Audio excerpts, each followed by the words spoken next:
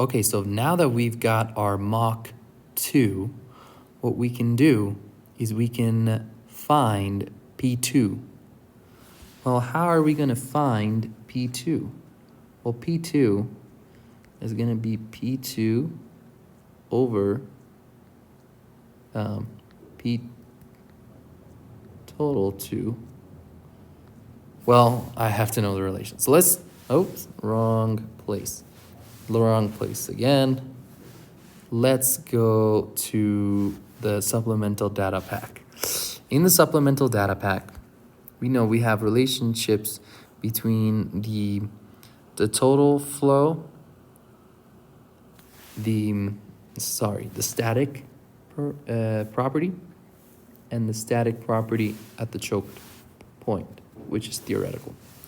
So in terms of that, let's try to redefine everything.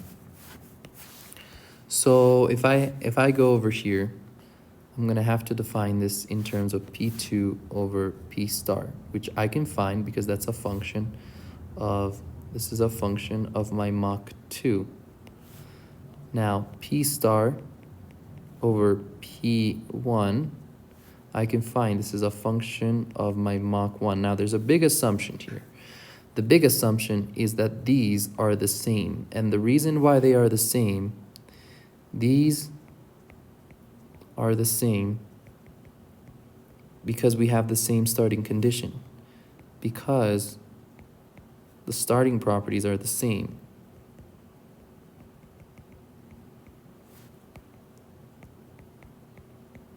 The starting properties are the same. So if you look at the drawing, this point is a continuation of this to get to this. So the choked flow is the same for both. Okay, and now we have P1. Now we can do a similar thing for the temperature, which is going to be T2 over T choked times T choked, the same T choked over T1 times T1, which they gave us. So what happens when we do all of this? Well, we go to the supplemental data pack once more for 0.6, and we find, well, we really want, let's say 0.64, and we find that we have a 1.1451.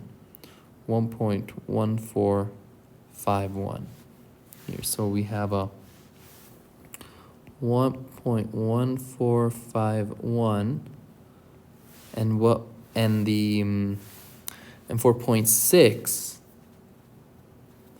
we have a 1.1882. 1.1882. Now remember that we have to flip this, and then we multiply it by P1, which is given, which is 10 psia. So here we're going to have 10 psia. So if we punch that into the calculator, 1.1451 multiplied by 1.1882 to the -1 times 10 is going to be 9.64. So this is going to be 9.64 psia. And let's see if that was, yeah, right here. We're supposed to get a little bit of a lower number, so I wonder what's up with that.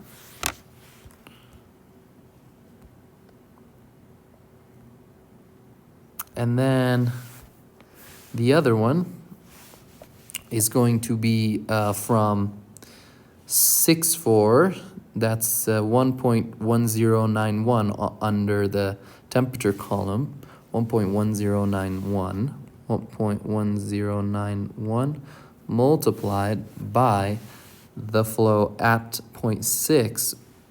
The temperature ratio is 1.1194.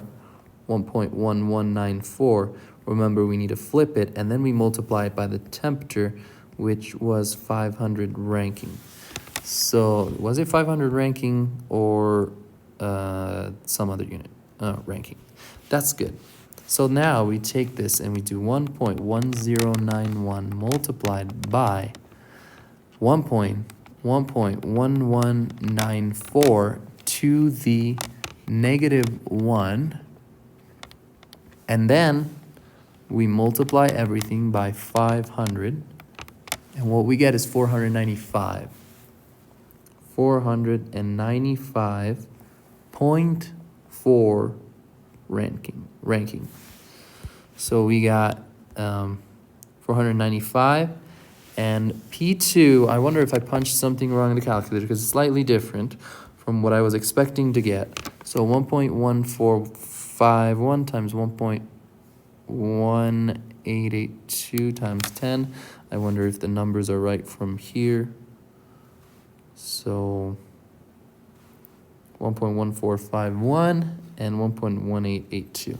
Yeah, the numbers seem correct. So I hope the numbers are correct. These are our answers. This one, and this one, and this one.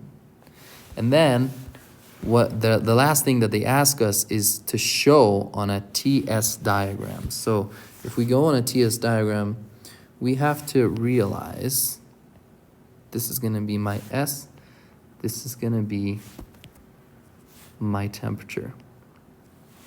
So we know that a Fanno line looks like this, the subsonic case, kind of like this. And we know that we're going to start at a temperature that is higher.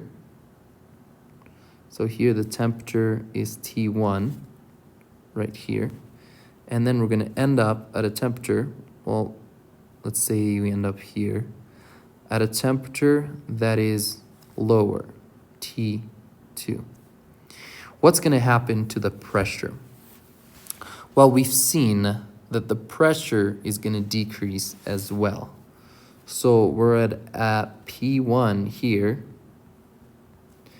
and then a P2 here. Now you might ask, well, what are these segments that you are drawing? Well, these are isobaric lines. So along these lines, the pressure is the same, and they keep going. I just read a little bit of it because I don't want to clutter the page. And they just keep going. And as we move this way, the isobaric line decrease. So as we would expect. Now the total temperature should stay the same throughout. So for example, this could be T1, and it should be at the same level as T2 because it's adiabatic. And the formula for entropy, which is this, is composed of two parts. One is delta Q, change in heat, divided by the temperature, plus the change in, plus S gen. And we are assuming, in our assumptions, this is 0 because we're assuming it's adiabatic. And a change in S gen influences pressure, but not temperature. So this is how it should look. Where would the total pressure be? Total pressure would be over here. So this would be PT1, and this would be PT2. Okay, so this was the first homework for the first problem for homework 8. I hope this was useful, and I will see you next time.